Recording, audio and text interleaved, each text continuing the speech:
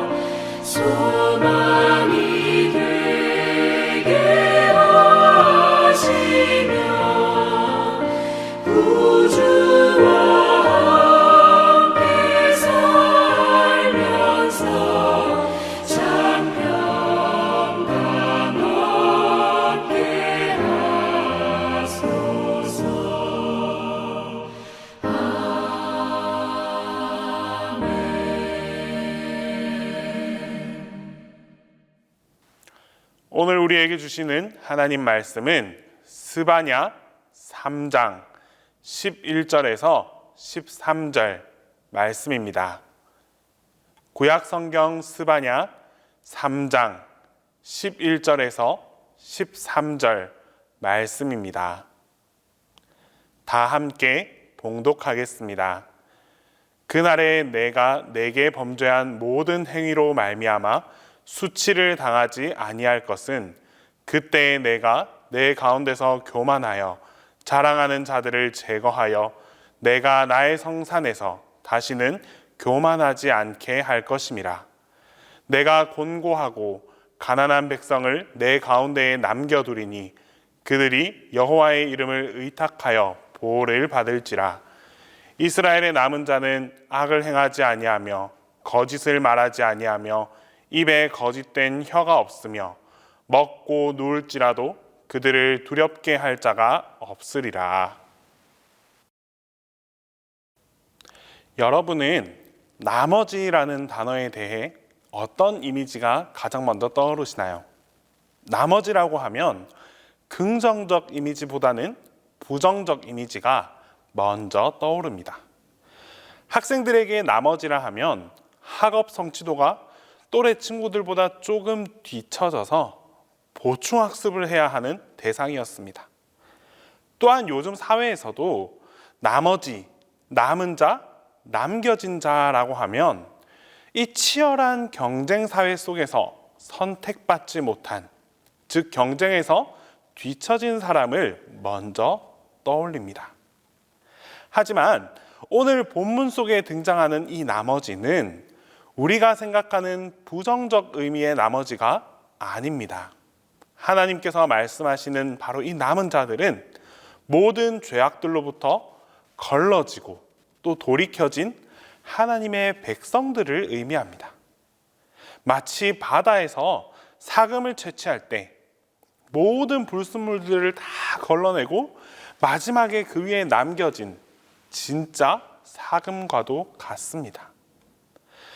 하나님께서는 사실 이 남은 자를 따로 구분해 두고 싶지 않으셨을지도 모릅니다. 이스라엘 백성들은 여전히 불순종했고 또 여전히 우상을 섬기며 죄 가운데에서 살았기 때문입니다. 때문에 스바냐 1장 2장에서는 하나님의 아주 강력한 심판이 임할 것이다 라고 말씀하셨습니다. 하지만 결국 하나님은 이스라엘 백성들을 따로 남겨주셨습니다.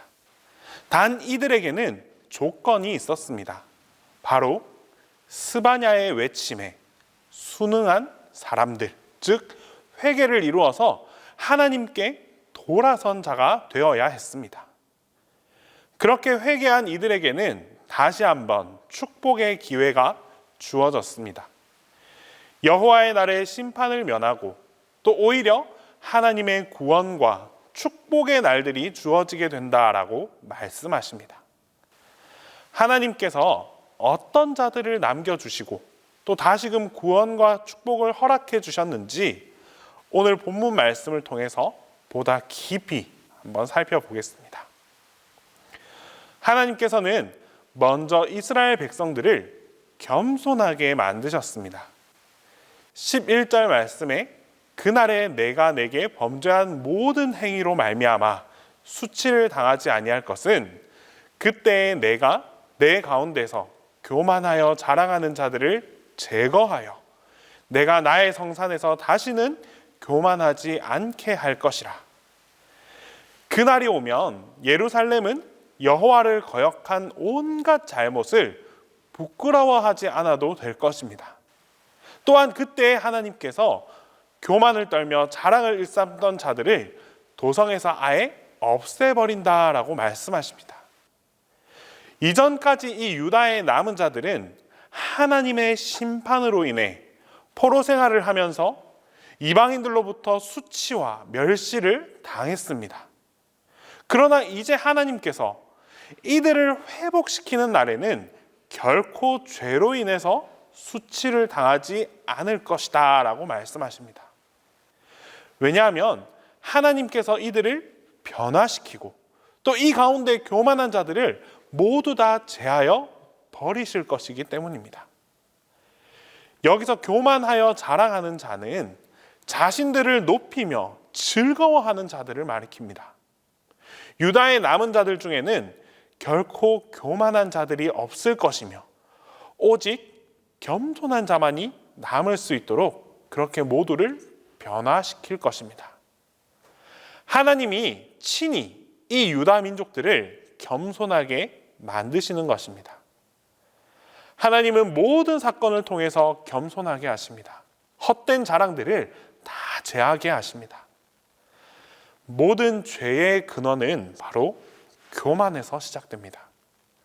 사람은 우리 혼자서만 살아갈 수 없습니다. 아무리 뛰어난 사람이고 능력이 있다 할지라도 자신의 능력만을 의지하여 살아가다 보면 어느 순간에 반드시 한계에 부딪히고 그렇게 무너져 버릴 수밖에 없습니다.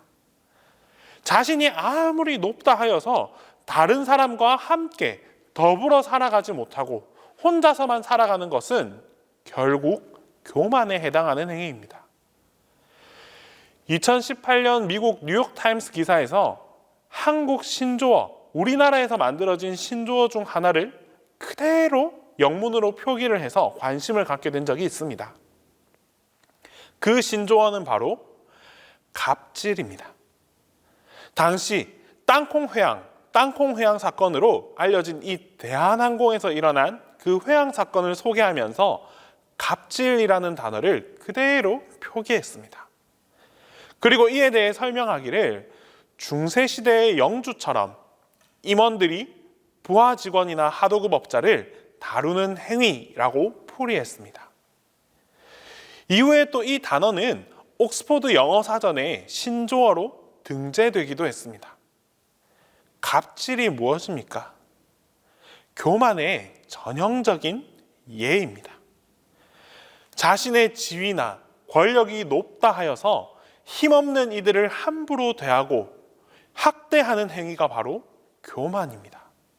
하나님께서는 이런 교만을 결코 원하지 않으십니다. 어느 한 사람이 잘 살아가기보다는 우리 모두가 함께 더불어서 살아가기를 원하십니다. 결국 하나님은 이 심판을 통하여서 교만한 자들, 교만을 다 제하시고 다시는 교만이 일어나지 않게 하셨습니다. 반면에 이 교만한 자들을 다 심판하시고 남겨진 자들이 있습니다. 과연 어떤 자들이 심판을 면하고 이 자리에 남겨지게 되었을까요? 바로 교만의 반대, 겸손한 자들을 남겨주셨습니다. 본문 12절 말씀입니다. 내가 곤고하고 가난한 백성을 내 가운데에 남겨두리니 그들이 여호와의 이름을 의탁하여 보를 받을지라. 하나님께서는 이 도성 안에서 주님의 이름을 의지하고 온순하며 겸손한 사람들을 바로 남겨주셨습니다. 결국 돌아올 수 있는 그 남은 자들은 교만한 자들이 아니라 곤고하고 가난한 백성들이었습니다. 이것은 예수님께서 전에 말씀하신 하나님 나라에 들어갈 자들이 누려야 할 그 팔복 중에서 첫 번째, 마음이 겸손한 자와 동일한 것을 우리는 알 수 있습니다. 하나님 나라에 들어간 자들은 심령이 가난한 자들이었습니다. 곤고하고 가난한 자들의 구원은 비단 그 신약에서뿐만이 아니라 구약에서도 아주 많이 나타납니다. 그들은 모두 마음이 가난하고 겸손한 자들이었습니다. 자, 어째서 곤고하고 이 가난한 백성들이 유다의 남은 자들이 될 수도 있었을까요? 바로 그들은 여호와의 이름을 의탁했기 때문입니다. 그들은 겸손하게 하나님을 신뢰하고 또 의지하고 하나님의 보호를 기대하는 그런 자들이었습니다. 이스라엘의 살아남은 자는 나쁜 일을 하지 않고 거짓말도 하지 않고 간사한 혀로 입을 놀리지도 않을 것입니다.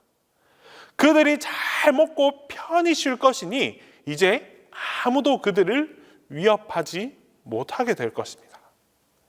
이것은 하나님의 축복을 회복한 남은 자들의 그 모습을 보여주는 모습입니다.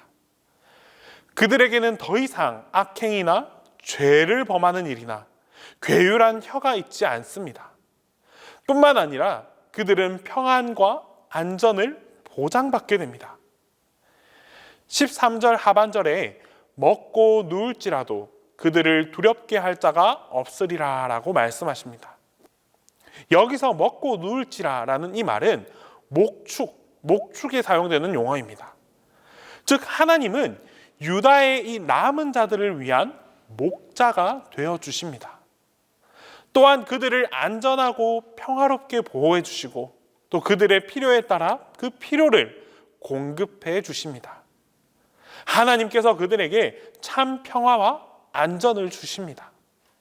우리 인간의 의지가 아니라 바로 하나님께서 하나님의 능력으로 일해 주십니다.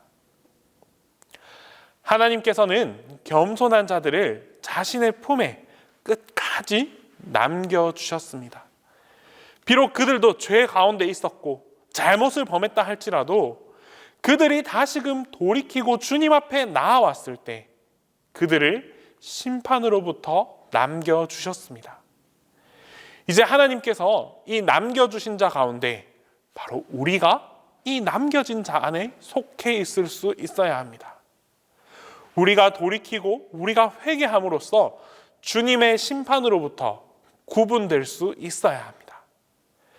겸손한 자가 되어 하나님이 남겨주시는 자 되는 여러분 모두에게 하나님께서 친히 돌봐주시고 또 필요를 채워주시는 이 은혜와 축복이 영원토록 함께할 것입니다. 기도하겠습니다.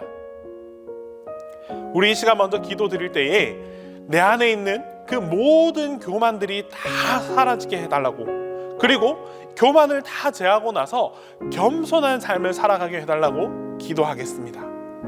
또한 주님께서 나를 돌보시고 또 채워주시는 이 축복이 함께하게 해달라고 간절히 기도하겠습니다. 끝으로 이 시간 교회학교 교사들을 위해서 기도합니다. 교회학교 교사들에게 새 힘과 열정이 더해져서 이 아이들을 돌보고 양육하는 일에 정말 열심을 다할 수 있는 믿음의 교사가 될 수 있게 해달라고 우리 이 시간 다 함께 기도하며 나아가겠습니다. 나를 변화시키시고 고치시는 하나님, 이 시간 내 마음속에 있는 모든 교만을 사라지게 하여 주시옵소서. 혼자만의 이익을 쫓아 살아가는 것이 아니라 항상 배려하고 사랑하는 마음으로 모두와 함께 더불어 살아갈 수 있기를 간절히 소망합니다. 낮아지고 또 낮아지라는 주님의 말씀을 가슴속 깊이 새겨서 항상 겸손한 자세로 낮은 자의 삶을 살아가게 하여 주시옵소서. 주님, 겸손한 삶을 살아가는 우리 모두에게 주님의 도우심이 꼭 필요합니다. 사람의 생각으로 겸손한 삶이 부족한 삶이라 생각할 수 있지만 겸손한 삶이야말로 하나님께서 부어주시는 은혜와 함께하는 삶이라는 사실을 깨닫게 하여 주시옵소서. 주님께서 지켜주시고 주님께서 돌보아 주시고 주님께서 채워주시는 축복이 우리의 삶 가운데 가득하게 하여 주시옵소서. 그리하여 주님 안에서 평안을 누리고 행복을 얻을 수 있는 하나님의 자녀로 살아갈 수 있도록 함께해 주시옵소서. 주님, 이 시간 교회학교 교사들을 위해 간절히 기도합니다. 다음 세대 아이들을 위해 그 누구보다도 열심히 헌신하는 하나님의 사역자들입니다. 이러한 교사들에게 하나님의 힘과 열정을 더하여 주시옵소서. 맡겨진 아이들을 하나님께로 인도할 수 있는 그 사랑의 마음이 떠나지 않게 하시고 그 누구보다 이들을 위해 간절함으로 기도할 수 있는 마음을 갖게 하옵소서. 특별히 선생님들의 삶의 자리 가운데도 하나님의 축복이 임하길 소망합니다. 그리하여 아이들을 돌보는 일에 있어 어떠한 불편함과 어려움도 일어나지 않도록 주님께서 함께하여 주시옵소서. 주님, 주님의 강한 팔로 담임 목사님을 붙들어 주셔서 주님의 사역을 감당하는 일에 어려움이 없게 하옵소서. 모든 성도들을 바른 길로 인도해 갈 수 있도록 성령 충만함으로 지켜주시고 하늘의 능력을 더하여 주시옵소서. 이제 주님께서 가르쳐 주신 기도를 다 함께 하겠습니다. 하늘에 계신 우리 아버지, 아버지의 이름을 거룩하게 하시며 아버지의 나라가 오게 하시며 아버지의 뜻이 하늘에서와 같이 땅에서도 이루어지게 하소서. 오늘 우리에게 일용할 양식을 주시고 우리가 우리에게 잘못한 사람을 용서하여 준 것 같이 우리 죄를 용서하여 주시고 우리를 시험에 빠지지 않게 하시고 악에서 구하소서. 나라와 권능과 영광이 영원히 아버지의 것입니다.